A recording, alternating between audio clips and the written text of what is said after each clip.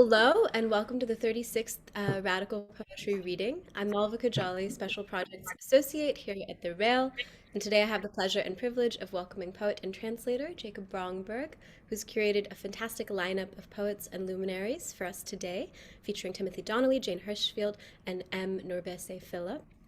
And finally, we open our event, each of our events every day by making two very important acknowledgements. The first is that here in New York, we're located on Lenape-Hoking, the unceded land and waters of the Wappinger, Canarsie, Munsee, and Lenni Lenape people of the Delaware Nation and the Shinnecock Indian Nation. The second is an acknowledgement that Black Lives Matter. In the wake of the Derek Chauvin murder trial and everything that has happened in the weeks since and over the past year, more generally, it's of course devastating to grasp the violence and collective trauma of systemic racism in this country across not just individuals, but families, communities, and generations. Please check the chat for a living document of resources and actions, which we're sort of compiling as we do our part in the heavy lifting required to undo these legacies of injustice. And now it's my honor to welcome our wonderful curator, Jacob Bromberg. He's multimedia poet and translator. His work has appeared in or been exhibited at the Paris Review, The Believer, Le Monde, the Palais de Tokyo, the Fiorucci Art Trust's Volcano, Extravaganza, Color Treasury, Gruppen, and Yvon Lambert Bookshop, among many other venues. More recently, he was the Brooklyn Rail's inaugural poet in transit, and his collaboration with Camille Henrot, Grosse Fatigue, won the Silver Lion at the 2013 Venice Biennale. Jacob, take it away. Thank you very much. Thank you. Thank you all for being here. So I tend to get a bit flustered, so I've prepared a little introductory text that I'd like to read from. The qualifier radical is, of course, pivotal to this reading series. My personal interpretation is that it's meant to invoke and dissolve the internal tension between connotations of embeddedness and independence, of the foundational and the insurgent, the necessary and the marginal. This is an important and valuable frame for approaching poetry, insofar as, despite its often supposed immurement in some cobwebbed utopia, a dead center whose specter continues to act as a blockade for many, poetry can and does give necessary space to the marginal, inviting and enacting new and renewed understandings of and engagements with the world, ourselves, one another. It is through this broadly conceived marginality that poetry calls to attention and appeals to slowness, fostering an ethics that contrasts with injunctions to compel efficiency, to eschew messiness, to seek out the self-sane and dismiss the subaltern. I'll risk sounding facile here and point to the parallel between social and technical aspects of poetry by simply remarking that, broadly speaking, in poetry, the margin is constitutive. In the spirit of this ethic and of the expansive, expanding vitality that the Rail champions and cultivates, I've invited three poets whose work is not only radical, but elemental, each in its own way.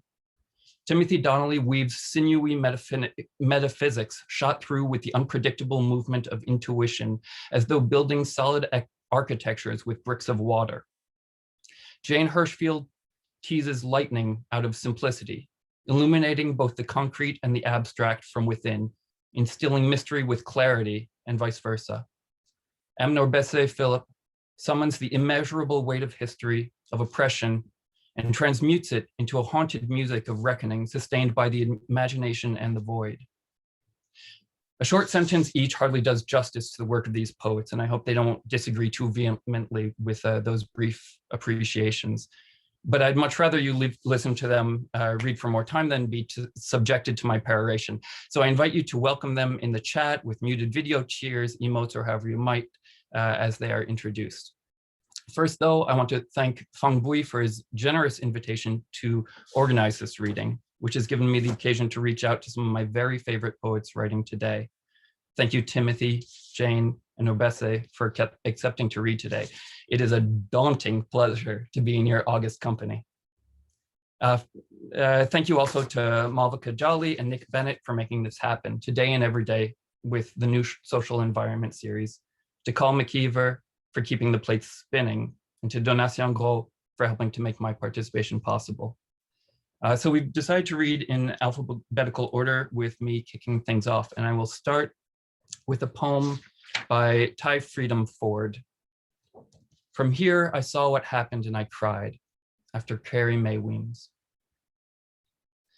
The blood is red, the blues is red, the blues is blood, the red is dirt, the dirt is brown, the brown is red, the dirt is blood, the blood is blues, the blues is brown, the brown is skin, the skin is blood, the blood is kin, the kin is red, the red is blood, the blood is new, the new is skin, the skin is news, the news is brown, the brown is noose, the noose is red, the red is blues, the blues is dirt, the dirt is skin, the skin is blues, the blues is kin, the kin is brown, the brown is blood, the blood is news, the news is black, the black is new, the new is red, the red is noose, the noose is black, is blues, is brown, is red, is blood. Here's something I wrote that it's, I think the first time that this came out, that poem came out directly in French, because I live in France, so I'll read it first in the French and then my translation of it. Les éclaireurs du désamour arrivent à la bouche du pays. Que faire crient les colons de notre récolte? Le foie s'alourdit, ce qui le rend méchant. Le sexe s'efface. De quoi mourrais-je? Demande le pays, dont les squelettes font claquer leurs mâchoires. Tout un monde pose des questions, mais la terre épuisée ne rend que la peur. Et ton visage est déridé par la boue. The scouts of unlove arrive at the mouth of the country. What should we do, cry the colonists, with our harvest? The liver grows heavy, embittering it. The sex fades. What will I die of? Asks the country, whose skeletons chatter their teeth. A whole world asks questions, but the exhausted earth yields only fear, and your face is brightened by mud.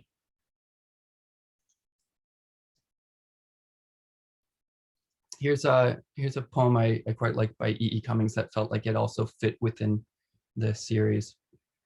One's not half two, it's two are halves of one, which halves reintegrating shall occur, no death and any quantity, but then all numerable mosts, the actual more, minds ignorant of stern miraculous, this every truth beware of heartless them. Given the scalpel, they dissect a kiss, or sold the reason they undream a dream. One is the song which fiends and angels sing. All murdering lies by mortals told make two. Let liars wilt, repaying life they're loaned. We, by a gift called dying born, must grow deep in dark least ourselves, remembering love only rides his year. All lose, whole find. And here's another one of mine that I think has an echo to that, called Measuring Dick. One body is lost in itself, two bodies, whatever. Of the unbounded, all we can make is conjecture. Between you and me, a ruler says me, meaning something smaller. It is measured, kisses babies, rational as a number, wonders how much dick does it take to fulfill the empire state? And is dick lost in the universe? Try singing happy birthday after someone else has set the key. We've been bent painfully straight, lent our hands to the crooking. We are the bigger men. Invisible inches worm through our veins and fly from our eyes to behind the stars. Tumescent tally sticks split our lips, plumb our debts, our body each objects. And what do you want to be when you grow up? A butcher, a baker, a candlestick maker, a judge, jury, and executioner, a ruler who nooses the world in algorithms, who takes the wood for the trees, who numbers the days. And our days are numbered, so I count my blessings for each finger, and I continue on with yours. We are shared beyond extent. We ever multiply. Who cares if good dick goes to heaven? Increase beyond increase is, in this and all and some.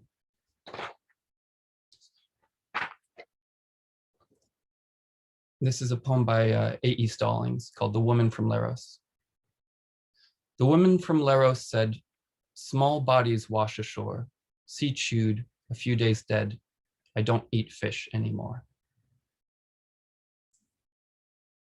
And here's a recasting. I've been rewriting some poems, trying to take the logic of them and expand the content while maintaining the structure. So this is a recasting of The Snowman by Wallace Stevens, and it's called The Displaced.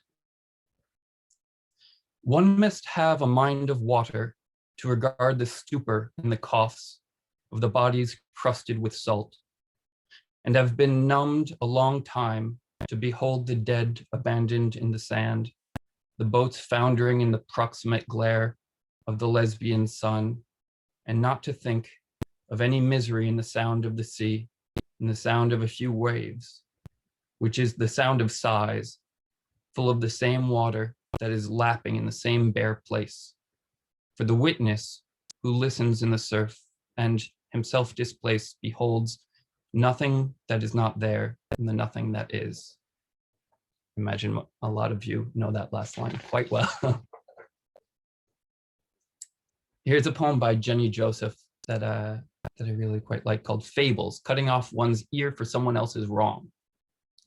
Cutting off one's ear for someone else's wrong. A man paid 110,000 guineas for Van Gogh's mother. Not even the woman who breathed, but a picture of her. If he'd met her when she was what she was, I don't suppose he'd have given as much to her. And if he had chanced to meet him, would he have felt like supplying the painter even with enough sausage for the rest of his natural? He probably wouldn't have wanted him in his house, an ordinary functioning man, sleeping and glaring about him. And although he has to pretend to value her, saying he'd give his eye teeth, or at least his worldly wealth, to save her, I dare say he wouldn't really have wanted to give all that money to have his own mother sitting permanently on his sofa.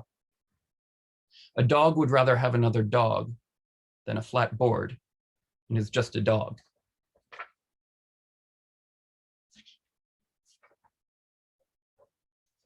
Here's another one of my own. Gold given give of fat, that giving back gives more than given, more than metal, loans abundance, the wasting blessing, breathing bone and want, to breed an interest, unlike seedless manna, unlike folding futures, markets, promises, a yield that firms, returning glut to glut and life, whatever my life is meant to mean. Count no one happy once they're dead, amassed and spent, outgrown and bare, reformed once more in conjugation, in this loose-bodied circulation, the windfall, ripe and rotting, freeborn to a sweet corruption, is resourced in full, subliming mind, pandemonic as creation, the universe of dust.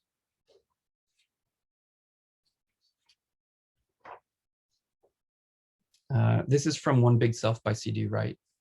It's oftentimes, I think, referred to as a single poem, but this has its own title, so I'm not sure how to qualify it. Everything is Personal, it's called. Did you ever do anything illegal? Maybe, maybe not.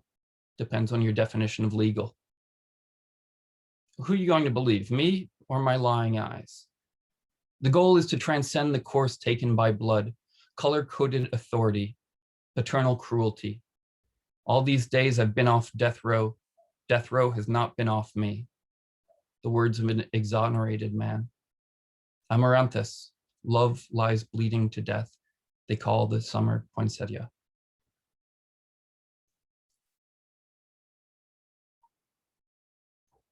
This is by Harriet Mullen. We are not responsible. We are not responsible for your lost or stolen relatives. We cannot guarantee your safety if you disobey our instructions. We do not endorse the causes or claims of people begging for handouts. We reserve the right to refuse service to anyone. Your ticket does not guarantee that we will honor your reservations. In order to facilitate our procedures, please limit your carrying on. Before taking off, please extinguish all smoldering resentments. If you cannot understand English, you will be moved out of the way. In the event of a loss, you'd better look out for yourself. Your insurance was canceled because we can no longer handle your frightful claims. Our handlers lost your luggage and we are unable to find the key to your legal case. You are detained for interrogation because you fit the profile. You are not presumed to be innocent if the police have reason to suspect you are carrying a concealed wallet. It's not our fault you were born wearing a gang color. It is not our obligation to inform you of your rights. Step aside, please, while our officer inspects your bad attitude. You have no rights we are bound to respect. Please remain calm, or we can't be held responsible for what happens to you. I'm going to try to read from a piece that is non-linear. Looks like that. And I've only tried this once before, so bear with me. It's a diptych. The first part's called A Maze Without Walls. Every day is all day long, and night grows darker into space, like a scream becomes a yawn, until new light reopens imagination at its seams. New light reopens the wound of life by 1,000 cuts. The wound exceeds possession, is yet a belonging to the world in search of meaning, like the hour chasing the second, a belonging in the valiant, tender body whose bones are knit in mother's womb, whose lungs share breath through common air, whose heart has holes that never end. Just turn and return, just return all day, all night, revolving. Howl on the wind, whips at your back to raise a house, or else you strike a match and pray for the kaleidoscope of history to turn and tumble in your embrace. The dying world revives a milk that floods into the common sense, appeals to flesh by conjugation, bridges lives and ends, and mean you there in the mirror morning after morning, mirror multitudes compounding physics of will and spectral union, fulcrum and lever, move the world like a crystal ball. The depths of possibility call forth a future, possibility that call collect like gravity does, ground you to the charge from nothing round to nowhere, makes good time. Every day is all day long, and night is just more day. You sleep through a maze without walls. It fits like a handshake. A hand snakes, a mouth apes, a bottomless cup or a sink. A handshake gone soft as a memory of someone else's problem. You still get shook. You still can't shake off. A pair of handcuffs needs conviction more than air in your lungs, or a keyhole invitation to the unknown justifies the means, if nothing else, of your intimacy as a free act of hedonic faith, and the fugitive grows moonishly fat like a sinkhole, ripping through the farce of habit, then soberly swallowing you, tumble like a stone, polished by implicit consent, by complicit assent, unmoored, unthinking, until anchored in overwhelm and returned to intrinsic gray. Until anchored in overwhelm, you soften to sponge and yield to the thick air of uncertain situations. Take your measure, you yield to the feedback loop of accident and purpose, roars through. You think again of handcuffs and breathing deeply as a keyhole set to conspiring with the winds, distorting counterfeit histories, futures digging for earth. I'll try reading the other side of it. Digging for earth in the prison house of dirt, like night crawlers, we do the digestive work of the grave. In the prison house of dirt, we turn up a rotting atlas, and some old wooden fences crisscrossing our plot bears sharp fruit from refuse and ruin. Our plot describe the foreign years encircling us, as though to constrain a thing were to govern it is not for nothing. We burn our dead ends, fray and catch on nails in fences, breaking down into the land that molds the hand, holds the flint, cuts and cuts to a frame of mind more mood than stance, as though to prune the horizon. Pools in our quarry like a fog of multitudes elude us. Everywhere is a world, is unearthed by the attention of a corroded shovel, the color of dirt. A corroded shovel returns to the ground as broken bits and particles, restlessly restating what survives, the chicken or the egg. What survives, identity crops the boundless fields, buds and waves of energy speed senselessly until some phenomenal miracle renders them as color. I'll stop that one there. Thank you. I'll read one last one. This is by Ross Gay. A small needful fact is that Eric Garner worked for some time for the Parks and Rec Horticultural Department, which means perhaps that with his very large hands, perhaps in all likelihood, he put gently into the earth some plants which most likely, some of them, in all likelihood, continue to grow, continue to do what such plants do, like house and feed small and necessary creatures. like being pleasant to touch and smell, like converting sunlight into food, like making it easier for us to breathe. So now I'm going to introduce Timothy. Poet and author Timothy Donnelly's most recent book is The Problem of the Many. Winner of the inaugural Big Other Poetry Prize, he is also the author of 27 props for a production of Eine Lebenszeit, and the Cloud Corporation, winner of the 2012 Kingsley Tufts Poetry Award. A Guggenheim Fellow, he teaches in the writing program of Columbia University School of the Arts and lives in Brooklyn with his family. I'm so delighted to have you here, Timothy. Please take it away.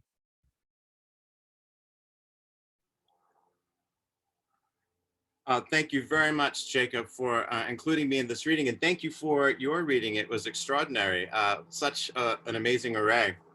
And thank you to my co-readers, Jane and NourbeSe, in addition to you, Jacob, and thank you to Malvika, Nick, Fong, and everyone at Brooklyn Rail for what you're doing with this series. It's really amazing. I thought I would begin my reading by sort of reading from the book, The Ecological Thought by Timothy Morton. Just a brief paragraph. The ecological crisis we face is so obvious that it becomes easy for some, strangely or frighteningly easy, to join the dots and see that everything is interconnected. This is the ecological thought, and the more we consider it, the more our world opens up. The ecological thought is a virus that infects all other areas of thinking, yet viruses and virulence are shunned in environmental ideology. Ecology isn't just about global warming, recycling, and solar power, and also not just to do with everyday relationships between humans and non-humans. It has to do with love, loss, despair, and compassion. It has to do with depression and psychosis. It has to do with capitalism and with what might exist after capitalism. It has to do with amazement, open-mindedness, and wonder. It has to do with doubt, confusion, and skepticism. It has to do with concepts of space and time. It has to do with delight, beauty, ugliness, disgust, irony, and pain. It has to do with consciousness and awareness. It has to do with ideology and critique. It has to do with reading and writing. It has to do with race, class, and gender. It has to do with sexuality. It has to do with ideas of self and the weird paradoxes of subjectivity. It has to do with society. It has to do with coexistence. And the idea of coexistence is what I have decided to use as my sort of governing motif for the reading I'll be doing today.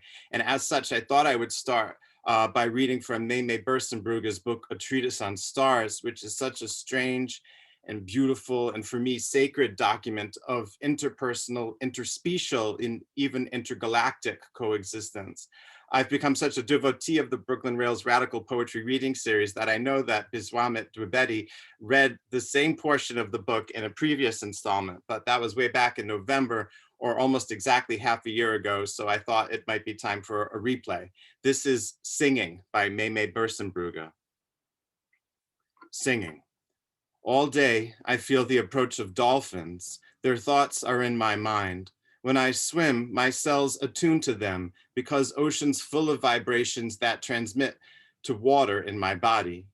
It's a repository of primordial data from space. All creatures in water can access the Akasha. Tones entering my cells transform into feeling and awareness of two worlds at once. I send back my thought, picture, feeling, and together we form new vibrations of knowledge that had been dormant in me. They're here. I swim out of the cove toward them. So happy, I hum, and their answering chorus reverberates across water. We know each other.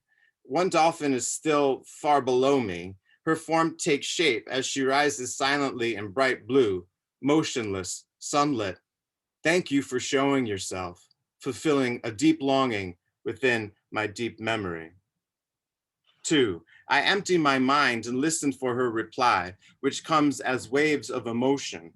A cloud surrounds me. I expand into its stillness and receive tones conveying information very fast. They teach me to hum, to whistle and sing. Sound amplifies my body across open water.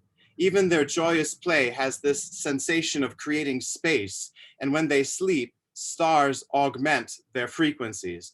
We converse by mind cell helixes of image and feeling.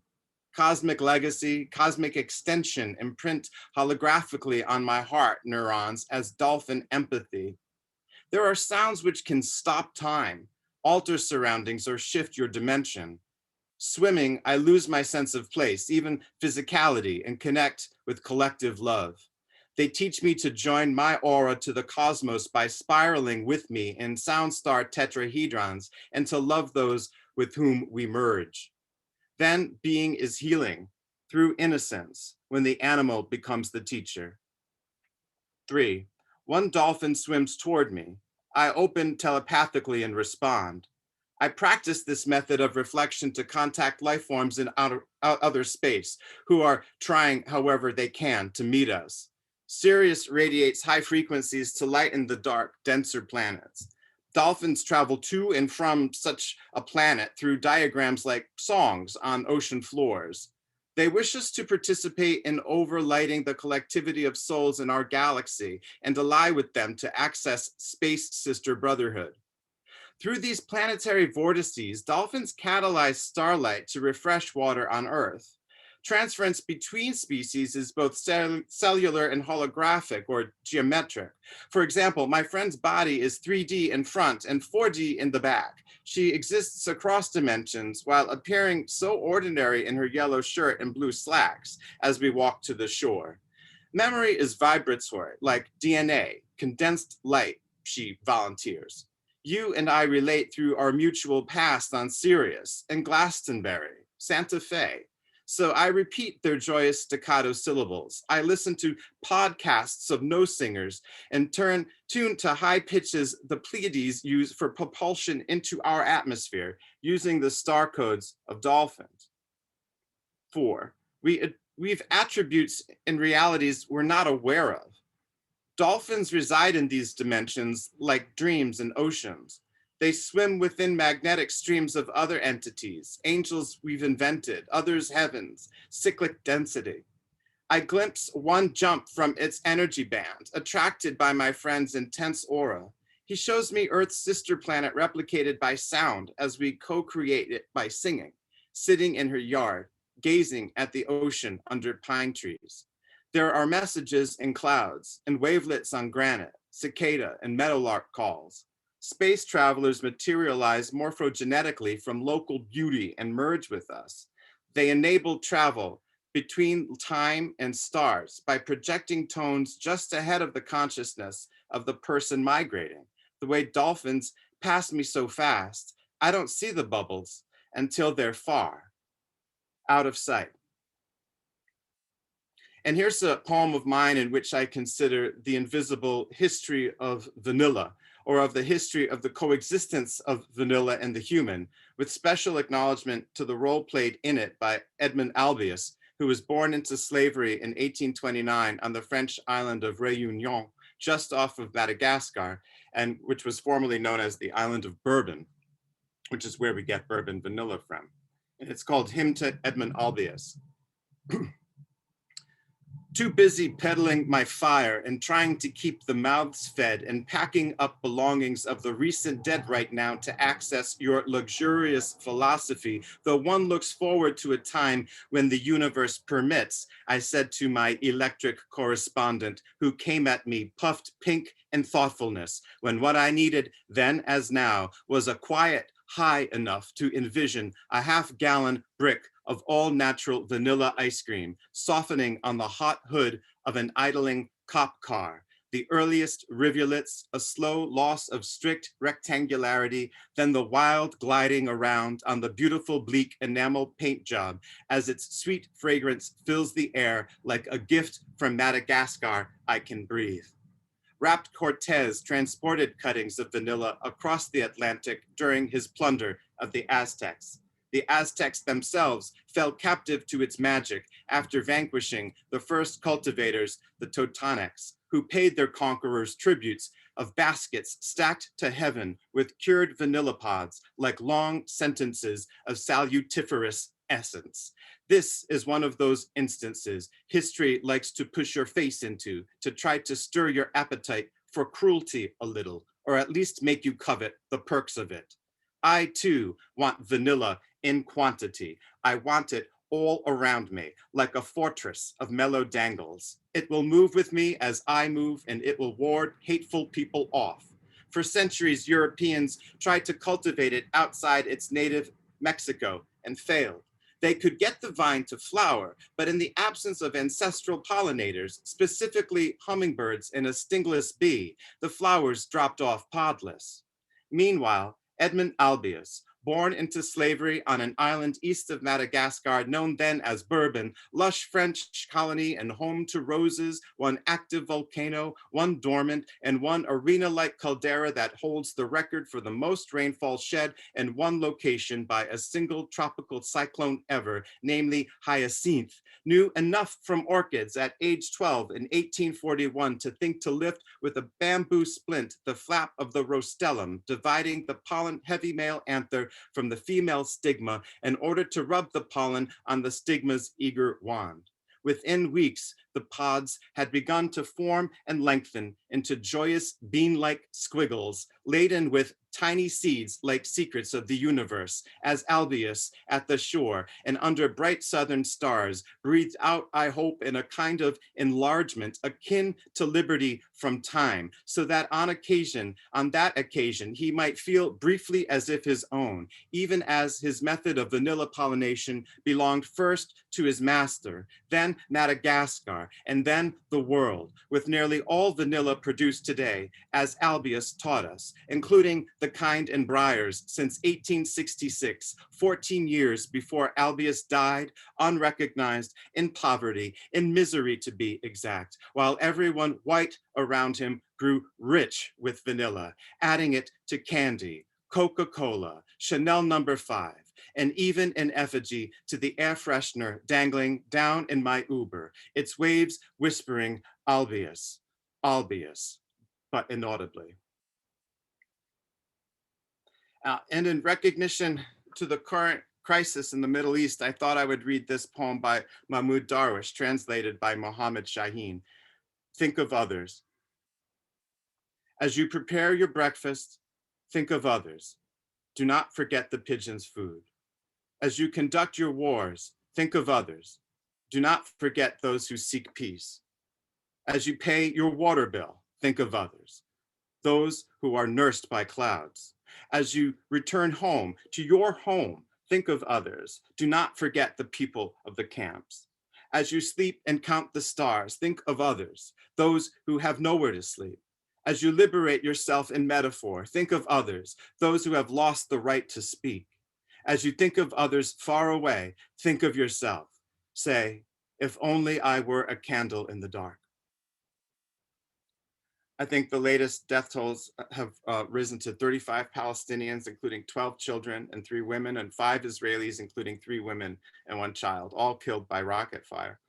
And at this point in my reading, I thought I could reach for something hopeful or something else, and I'm going to go with the latter. This poem is called All Through the War, which I wrote 3 years ago at around this time of year.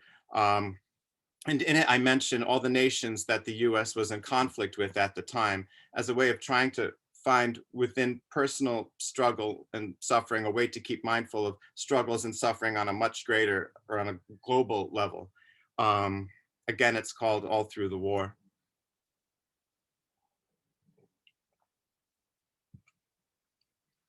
All through the war, I couldn't remember any of it any more than I could feel the corporate brotherhood at work among my breakfast flakes or in those protein shakes I drank to keep my strength up. I couldn't feel the toxicity the way I thought I should. Little silver pinpricks in my liver and then all over my body, steadily proceeding to a brownout in my limbic system. The not knowing when I was, if or where we were at war with, and for what reason now. All the time, I stopped eating meat again. I stopped eating sugar. I bought 4 watches, each watch stopped. I bought a pound of raw, rough bulk lapis lazuli from Afghanistan, and I couldn't stop my tongue from licking a certain piece of it like a dirty blue wedge of Toblerone to know how it would feel. As for time, I didn't always feel right with it, especially when alone, especially by the sea, where time widens to include more of itself, partly because of the motion and partly because of sound, which is also motion. A decade of drone strikes in the north couldn't stop Pakistani street vendors from selling salt-roasted sweet corn and pans like steep-sided walks. My eyesight grew worrisome. I felt light tingling in my extremities, and left cheek I imagined meant diabetes, but it turned out to be nothing. I turned out to be fine. Last week, an airstrike in Somalia targeting an insurrectionist youth group killed a dozen or so. Yesterday, they seized a village in the center of the country. After my father's surgery, I went to Ireland on my own. I told the lighthouse keeper I was worried something was wrong with me because I couldn't stop looking at the water with all its changing shapes and color. She said, "We are all the same here, love, all the same." Often in quiet, I can still feel the stone's abrasion on my tongue. I pulled a lichen from the Bronze Age megalith with intent to burn it back home. I made Syrian red pepper and walnut dip flavored with cumin and pomegranate molasses. There is nothing more delicious when eating this. How many seeds did Persephone take? I thought I could cry for my friend no further until I opened her armoire to lay to rest her scented shirts in an appliance box. White, off-white, shell pink, true pink, lilac, lavender, blue. As polar seas warm up, the shrinking difference in air pressure between the poles and the equator weakens the jet stream and makes its path wobblier, explaining all this erratic weather we've been up to. The Senate voted against the resolution to stop support of the Saudi intervention in Yemen as Trump took lunch with the Saudi crown prince. I wake with scratches I can't explain. I order herbal supplements at night online and forget what for by the time they get here. Ashwagandha, schizandra. I read objects are more like events with longevity. On average, 130 Yemeni children died each day last year of extreme hunger and disease. A Saudi blockade on seaports stops the ships delivering aid. These are casualties of war. The instant the technician's needle found a vein, the seascape on the wall rattled uncontrollably. She whispered the clinic used to be a funeral home. Trump showed the prince posters of the assorted planes, tanks, ships, and munitions his oily billions might buy him, like an infomercial in the Oval Office. What use is an adaptogen when I worry my own daughter should soon prefer the hazards of an underworld to those of this and social media? I dropped a fossilized trilobite in the toilet and it cracked in half. Millions of years of structural integrity finished just like that. Without Persephone, it all froze over. No crops grew. It was almost the end of us, but Zeus, her father, pulled strings to get her back. This service won't reactivate. Won't reactivate. Lost my place. This service won't reactivate. I have come to love catachresis because what's wrong with it, it feels right. I light my heart with so much emptiness, there's room here in the dock for everything. War-related violence in Libya left 47 civilians dead this May. 38 men, 3 women, 4 boys, and 2 little girls to dust returneth. One version of the myth says Hecate leads Persephone to her mother with torches at the end of winter. Mother with torches at the end of winter. Some days I just sit back and watch things tear each other apart. It is winter on and off now through the end of spring. Emotion is everything and nothing. Same is true for structure. I said to my daughter on the phone, be an honest person. Just be an honest person. Be honest. Be honest. Be honest. Some days I can't believe what it means to be alive some days. Some days I think about tearing myself apart, but not exactly with pleasure. Some days I know the strongest feeling is grief, but I believe it must be love. It has to be, has to be, has to. Some days I feel each cell in my body has its fingers crossed. Okay, sorry about that. gap. But now it is my honor to introduce the next reader, Jane Hirshfield. Named among the modern masters by the Washington Post, Jane Hirshfield's most recent 9th poetry collection, Ledger, centers on the crises of the biosphere and social justice. The founder of Poets for Science, Hirshfield is also the author of 2 now classic books of essays and 4 books collecting the work of world poets from the deep past. Hirshfield's honors include fellowships from the Guggenheim and Rockefeller Foundations and the National Endowment for the Arts. Her work appears in the New Yorker, the Atlantic, The Nation, Guernica, Poetry, and 10 editions of the Best American Poetry, and has been translated into over a dozen languages. A former chancellor of the Academy of American Poets, she was inducted in 2019 into the American Academy of Arts and Sciences. And here's a poem of Jane's from her most recent collection, Ledger, and it's called Like Others. In the end, I was like others, a person, sometimes embarrassed, sometimes afraid. When fire was shouted, some ran toward it, some away. I, neck deep among them. Thank you very much for letting me be part of this, Jacob, and I look forward to hearing you, Jane. Well, thank you so very much for both the extraordinarily generous readings which we have heard, the reading to come, Brooklyn Rail for this astonishing series. I'm going to open with a poem by the Polish poet Tadeos Rozevich. He was a partisan and underground fighter and writer during the Second World War, a subject which governed his work for the rest of his life. What happens? It has happened and it goes on happening. And it will happen again if nothing happens to stop it. The innocent know nothing because they are too innocent, and the guilty know nothing because they are too guilty. The poor do not notice because they are too poor, and the rich do not notice because they are too rich. The stupid shrug their shoulders because they are too stupid, and the clever shrug their shoulders because they are too clever. The young do not care because they are too young, and the old do not care because they are too old. That is why nothing happens to stop it, and that is why it has happened and goes on happening and will happen again.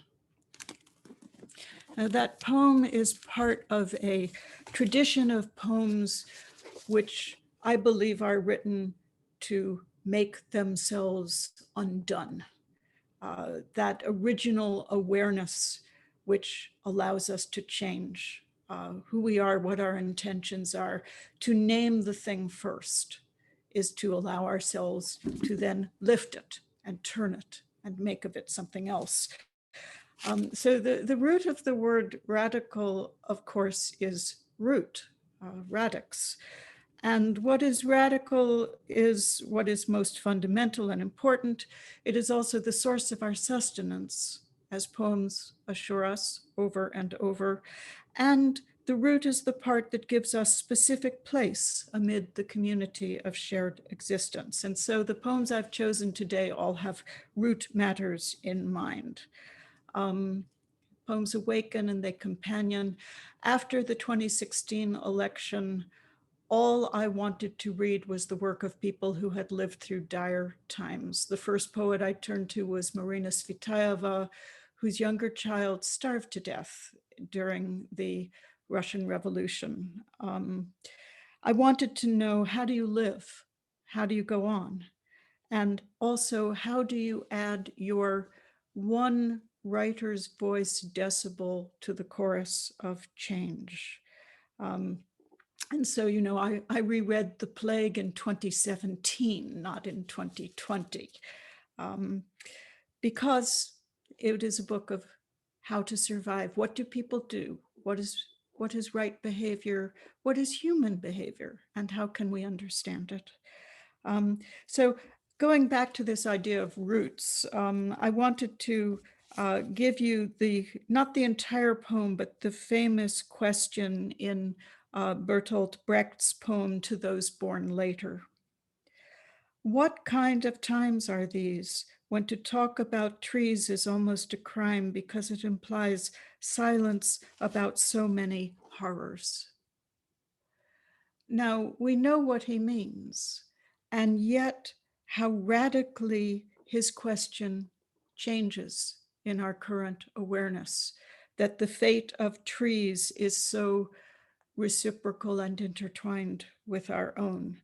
Our deforestation, our climate change caused fires that take our houses and the houses of all beings with them. So nothing escapes this root interdependence and interconnection, and it all becomes very clear. For my own first poem, I will give you one which, like Brecht's poem, is addressed to the future, and like Rozevich's poem, is attempting to make itself meaningless if it could only do its work. Let them not say. Let them not say we did not see it. We saw. Let them not say we did not hear it. We heard. Let them not say they did not taste it. We ate. We trembled. Let them not say it was not spoken, not written. We spoke. We witnessed with voices and hands. Let them not say they did nothing. We did not enough. Let them say, as they must say something, a kerosene beauty, it burned. Let them say, we warmed ourselves by it, read by its light, praised, and it burned.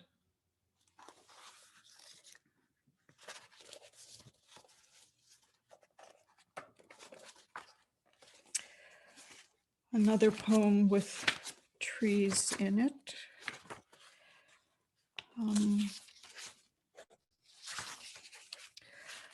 Cataclysm. It begins subtly. The maple withdraws an inch from the birch tree.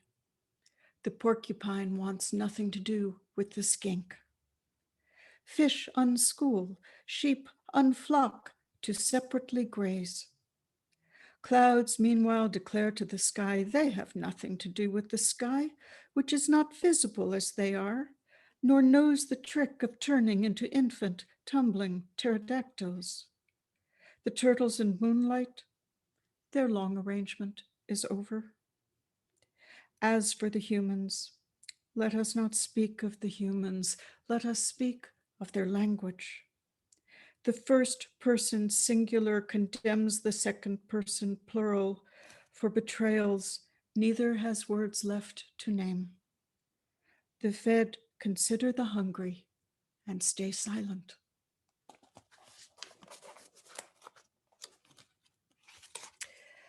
On the fifth day of the last administration, that was the day that the White House took down from its website every reference to climate change and also told every scientist who worked for the federal government that they could not speak of their research in person without having it vetted by the political heads above.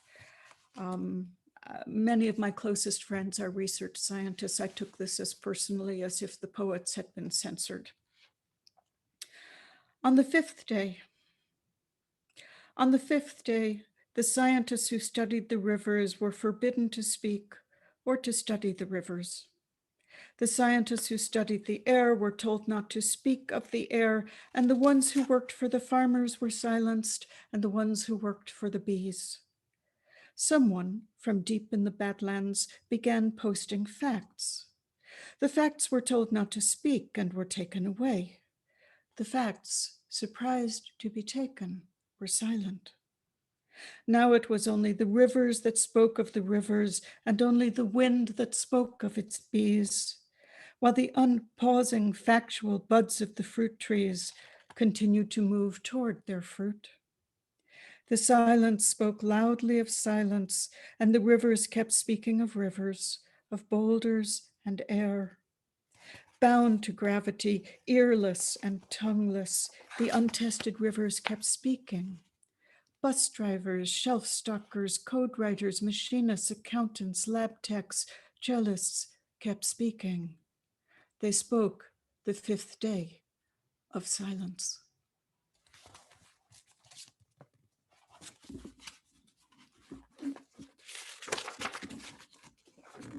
No wind, no rain.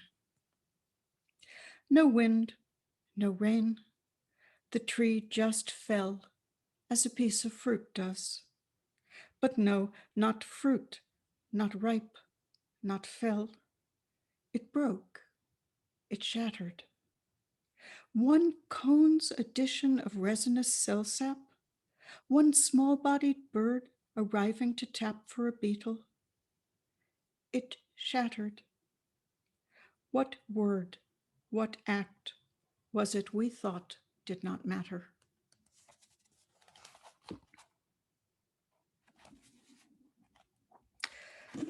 This next poem covers a fair bit of ground. It starts with the International Space Station, goes through the geomorphology of Florida, evolution, the asteroid that took the dinosaurs, and then goes to the civil war in Syria, terrorism, and ends with the crisis of refugees in the Mediterranean, which had been going on for years when I wrote the poem and is still going on now, years after I wrote the poem. Day beginning with seeing the International Space Station and a full moon over the Gulf of Mexico and all its invisible fishes. None of this had to happen. Not Florida, not the ibis's beak, not water, not the horseshoe crab's empty body, and not the living starfish. Evolution might have turned left at the corner and gone down another street entirely. The asteroid might have missed. The seams of limestone need not have been susceptible to sand and mangroves. The radio might have found a different music. The hips of one man and the hips of another might have stood beside each other on a bus in Aleppo and recognized themselves as long-lost brothers. The key could have broken off in the lock, and the nail can refused its lid. I might have been the fish the brown pelican swallowed. You might have been the way the moon kept not setting long after we thought it would, long after the sun was catching inside the low wave curls coming in at a certain angle. The light might not have been eaten again by its moving. If the unbearable were not weightless, we might yet buckle under the grief of what hasn't changed yet. Across the world, a man pulls a woman from the water from which the leapt from overfilled boat has entirely vanished. From the water pulls one child, another. Both are living, and both will continue to live. This did not have to happen. No part of this had to happen. I'm going to close with a poem of encouragement about how it is to live through dire times, and a poem which, when I first co-translated it in 1985, I think it was, quite changed my life, changed my relationship to difficulty. The author is Izumi Shikibu, and she was part of the only golden age in world literature to have been created by women writers.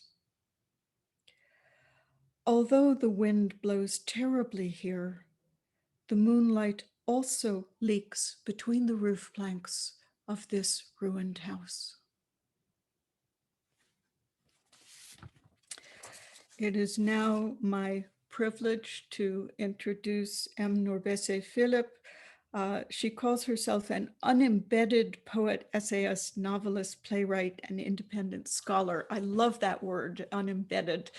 This has also been my life, and I've never thought to use that name for it.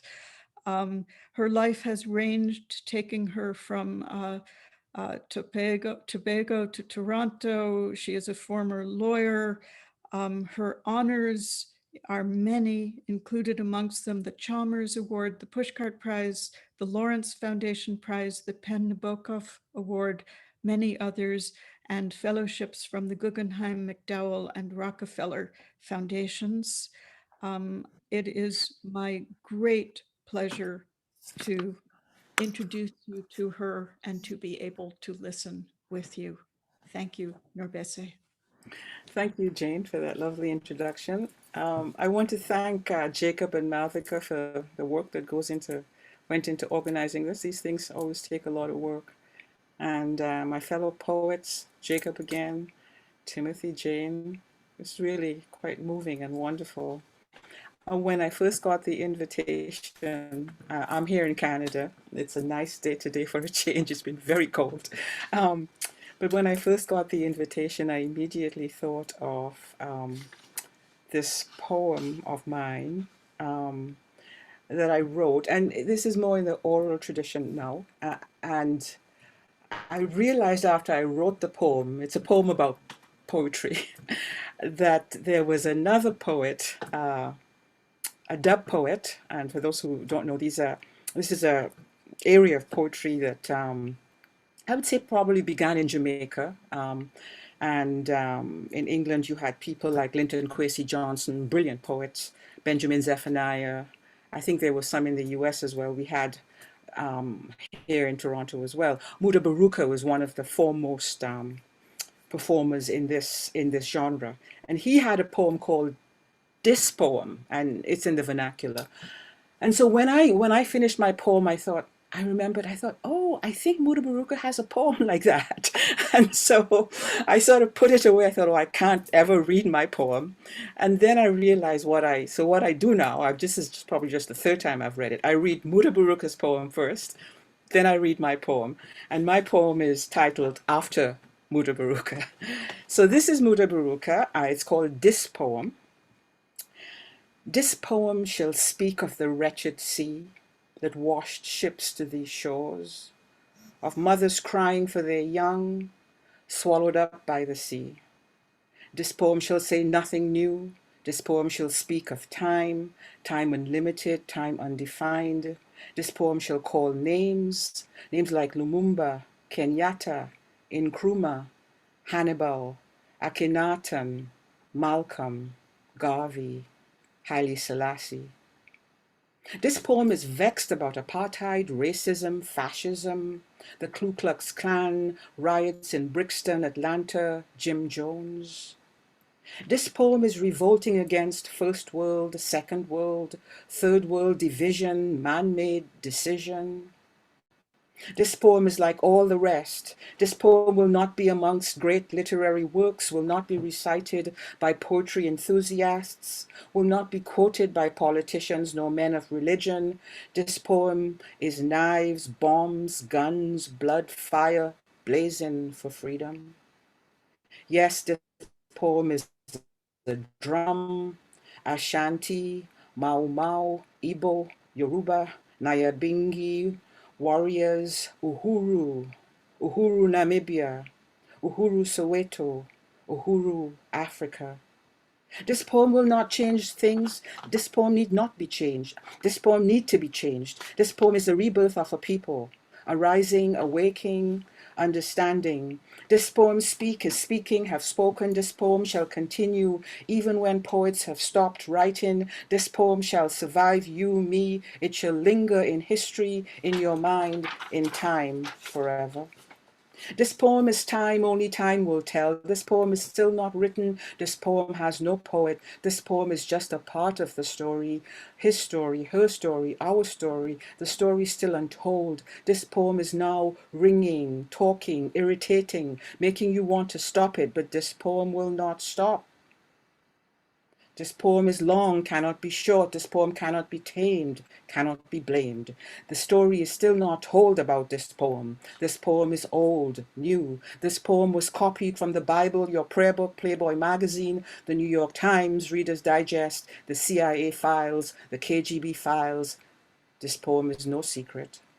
This poem shall be called boring, stupid, senseless. This poem is watching you trying to make sense from this poem.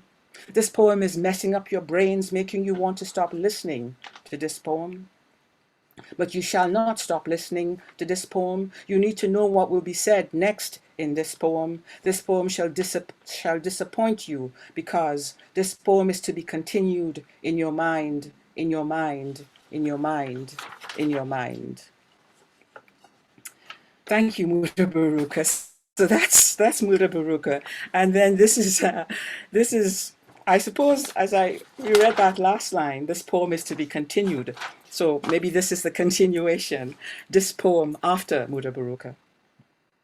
This poem will not stop hunger, feed children, end wars, heal the sick, repair broken bones, or develop the cure for cancer. It will not, this poem, stop global warming, bring back drowned children or their mothers. It did not stop the Rwandan war, the Yugoslavian war, will not stop your hatred for me or my contempt for you, will not end racism, sexism, homophobia, or transphobia. It cannot, this poem, prevent a single rape or stop you selling her or him for sex. It cannot, this poem, stop traffickers packing leaky boats with men, women, and children and setting them afloat on the Mediterranean. It cannot stop one single child from drowning. It won't bring Bashad down or stop number 45 from tweeting. It neither launched 1,000 ships or stopped World War I or World War II, and will not stop World War III. It did not stop the trade in Africans. It did none of those things, this poem. Nor has it stopped global warming. It will not heal MS, autism, cancer, Alzheimer's, or stop the next murder. This is a poem that cannot, will not, did not, must not, and should not. It has done nothing, this poem, except exist. It did not lift a finger to help, did not go out to earn a living, does not work. It cannot return to the first peoples their land, will not return the lost ones to Africa, teach them their languages or their lost names.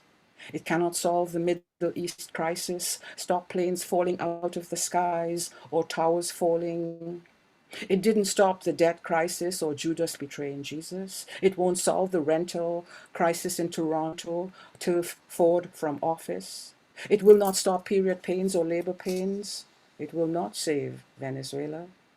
It cannot turn back the clock, this poem. It won't stop the famine in Yemen or help the Kurds or the Palestinians. It can't, this poem. Didn't solve the Ebola crisis, the financial crisis, the mortgage crisis, or the neoliberal crisis. It didn't stop Brexit. It cannot stop hate or greed, did not stop the Cold War, didn't stop Hiroshima or Nagasaki. It cannot create love, feed the hungry child, didn't stop Jesus being crucified, this poem. Cannot provide a home for refugees, did not solve the AIDS crisis or SARS or COVID-19. It didn't end apartheid, this poem, save the Rosenbergs, stop lynching. It didn't build the pyramids. It didn't prevent slavery or emancipate the slaves. It didn't invent rock and roll, the blues, hip hop, or jazz. It cannot stop hurricanes, volcanoes, or ISIS. It will not, this poem, stop climate change or save our asses. It cannot. It has done nothing, this poem, of any magnitude or importance. This poem, nothing but black words on a white page. And I think for me, when I did that, which was a few years ago, I consider it a poem in progress still. I noticed a repetition there. But to me, it speaks to the vital and necessary futility of poetry. And I think poets understand what I mean when I say that. The necessary futility of poetry. We can talk more about that. The next poem I want to read is one by June Jordan, whom I don't need to introduce to American poets, writers, thinkers. You know, I came upon this poem. I have loved June Jordan for years, but I came upon this particular poem last year during the height of the COVID crisis and the uprising against the lynching of George Floyd. And it's a hard poem, a long poem. But I have a quote here from her, because she was known as the poet of the people. And she says, "I did not wake up one morning ablaze with a coherent vision of poetry for the people. The natural intermingling of my ideas and my observations as an educator, a poet, and the African-American daughter of poorly documented immigrants did not lead me to any limiting ideological perspectives or resolve. Poetry for the people is the arduous and happy outcome of practical, day-by-day classroom failure and success." And to my many friends who teach poetry and writing, I'm sure you understand what she means by that. But this poem, you'll see why it had particular resonance for me at that time last year. Poem About My Rights by June Jordan. Even tonight, and I need to take a walk and clear my head about this poem, about why I can't go out without changing my clothes, my shoes, my body posture, my gender identity, my age, my status as a woman, alone in the evening, alone on the streets, alone not being the point being that I can't do what I want to do with my own body because I am the wrong sex, the wrong age, the wrong skin, and suppose it was not here in the city, but down on the beach or far into the woods, and I wanted to go there by myself thinking about God, or thinking about children, or thinking about the world, all of it disclosed by the stars and the silence. I could not go and I could not think and I could not stay there, alone as I need to be, alone because I can't do what I want to do with my own body. And who in the hell set things up like this? And in France, they say, if a guy penetrates but does not ejaculate, then he did not rape me. And if after stabbing him, if after screams, if after begging the bastard, and if even after smashing a hammer to his head, if even after that he and his buddies fucked me after that, then I consented and there was no rape, because finally, you understand, finally they fucked me over because I was wrong. I was wrong again to be me, being me where I was, wrong to be who I am. Which is exactly like South Africa, penetrating into Namibia, penetrating into Angola. And does that mean, how do you know if Pretoria ejaculates? What will the evidence look like? The proof of the monster jackboot ejaculation on black land. And if after Namibia, and if after Angola, and if after Zimbabwe, and if after all my kinsmen and women resist even to self-immolation of the villages, and if after that we lose, nevertheless, what will the big boys say? Will they claim my consent? Do you follow me? We are the wrong people of the wrong skin on the wrong continent, and what in the hell is everybody being reasonable about? And according to the Times this week, back in 1966, the CIA decided that they had this problem, and the problem was a man named Nkrumah, so they killed him.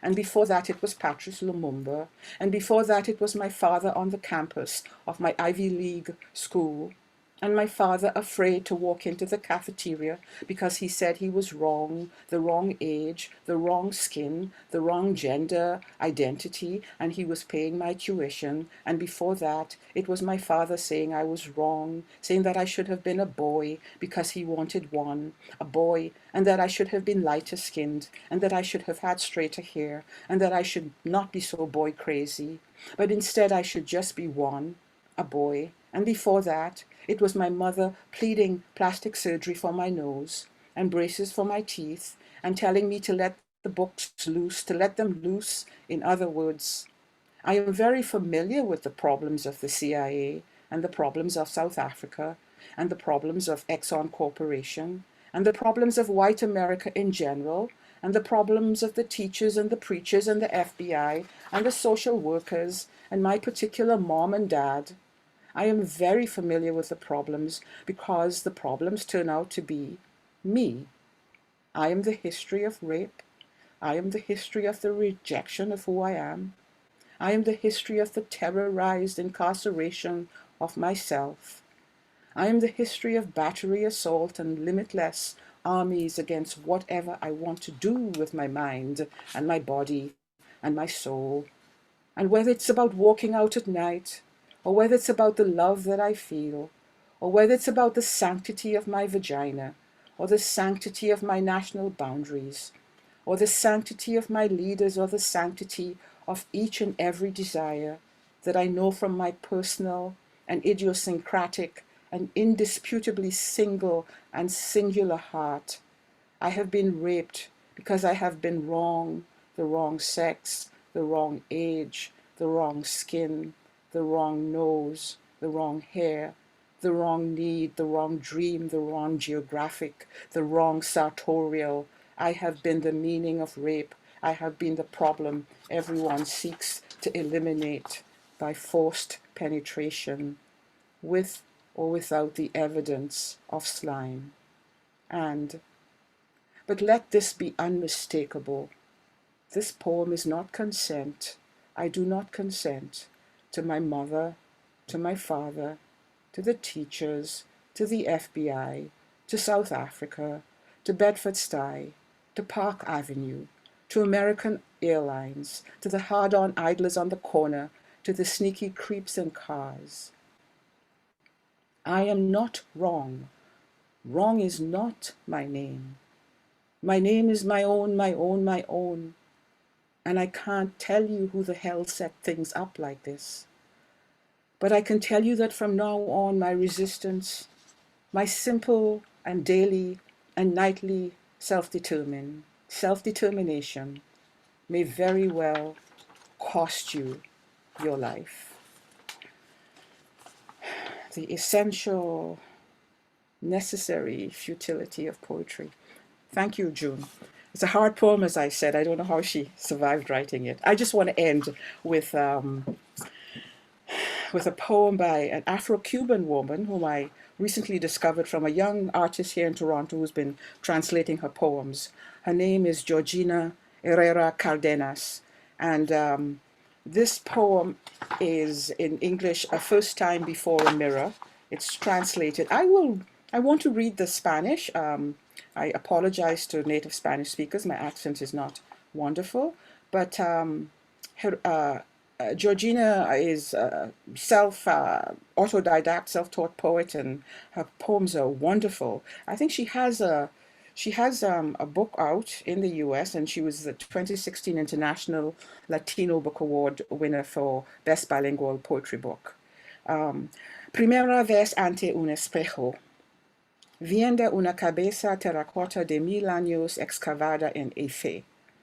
Dice alguien que no es mi rostro este que veo, que no soy yo ante el espejo más limpio, reconociéndome, o es que vuelvo a nacer, esta que miro soy yo, 1000 años antes o más, reclamo ese derecho, mi mano va desde ese rostro al mío, que es uno solo y de las dos, hacienda, palpa, el mentón, purísimo, la espaciosa boca, sí, con mucho espacio, así que un solo beso de ella basta para pedir la benedicción al viento, la tierra, el fuego y la llovizna.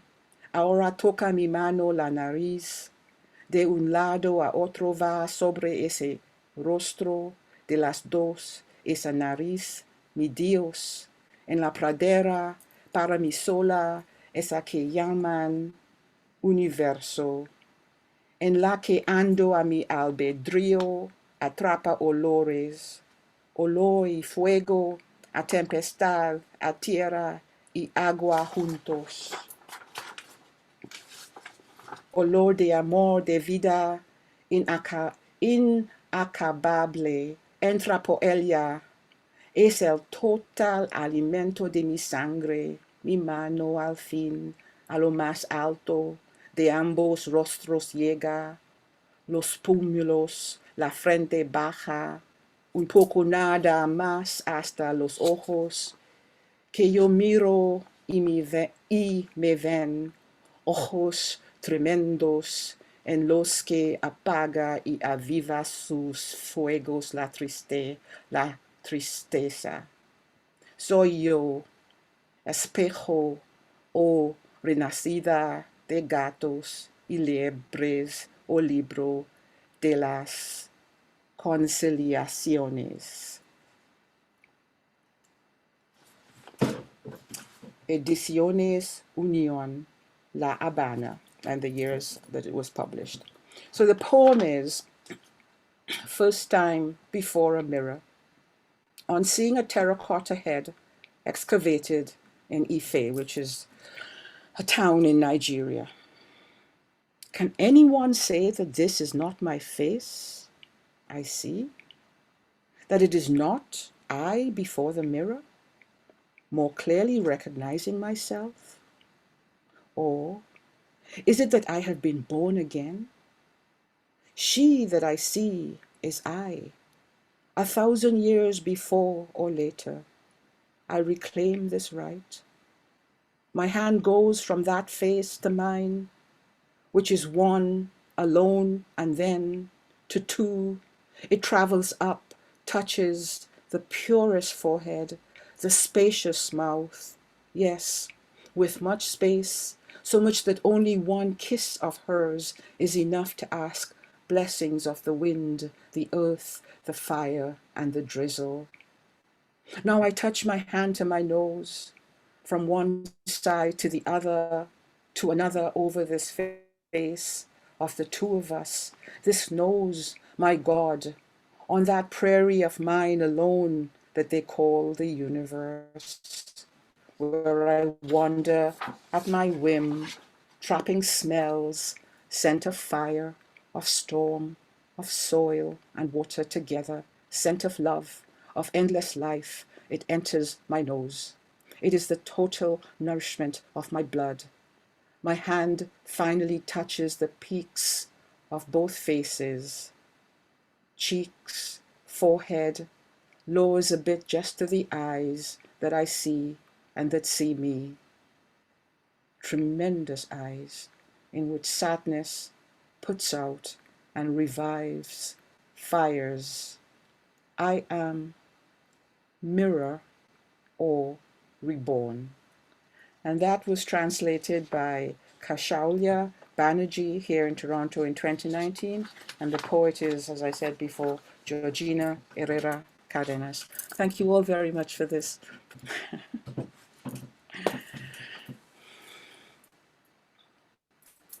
Wow, thank you so much. And one moment, I'll just alter the settings slightly. Um, but that was so incredible. Thank you so much. Loved listening to you read Mutabaruka's this poem and your poem, which was the continuation, and sort of all the people that get invoked into that space with us. Thank you all so much. This was incredible. Now, before we close out, we'll go for a few words in closing to our very own publisher and the captain of this fine ship, Fang Bui. And Fang, you should be able to turn on your Thank you, microphone. Martha. Thank you. Thank you so much. Thank you, NourbeSe. Thank you, Jacob. Thank you, Jane. Thank you, of course, for having incredibly curate this essential reading. Thank you, Timothy, also. Many have said and continue saying, poetry is thought that breathes and words that burn. Poetry is the mother tongue of the human race. Yes, we all remember. Poetry can communicate before it is understood. As you have said, NourbeSe, we can recognize the essential, the necessity, the futility of poetry. I have nothing to say, I'm saying it, and that is poetry. So I'm so grateful. We are grateful to you all. our poets mentor, our poets comrade for restoring the dignity, the beauty of our language. And so I'm just thinking about this poetry reading for the next 20 years. So thank you so much. That's my last word. Thank you, Jane, again. Jacob, Timothy, NourbeSe. Thank you so much, Jane. Back to you, Malvika. Thank you, Fong. I will say we're celebrating the Rail's 20th anniversary this year. So as a nonprofit, if you enjoyed today's program, please consider making a donation to keeping the Rail and our special free, relevant, and independent. And please join us again tomorrow evening at 7 p.m. for spotlighting Fountain House, The Creative Mind and Mental Illness, featuring Aggie Gund, Asa Ibrahim, Kay Jameson, Lyle Rexer, Patterson Sims, and a number of other people, hosted by our very own Fong. Other than that, thank you all so much. Thank you everyone who came out, Jacob for connecting all of us. This was like truly phenomenal. And I'm going to change the security settings just slightly. So please feel free to turn on your mic and say goodbye on your way out. But this was incredible. Thank you so much. Thank you so much. Thank you so much. Thank you. Everyone. Thank you, Jacob. Thank you. Timothy, Wonderful Jane. event. Thank you. Jacob. Thanks, shout Brooklyn Rail. Thank you. Thanks a lot. Shout Brooklyn Rail. Thank you. Thank you so much, Timothy. Thank you. Thank you, Jacob. Thank you, Jane. Thank you.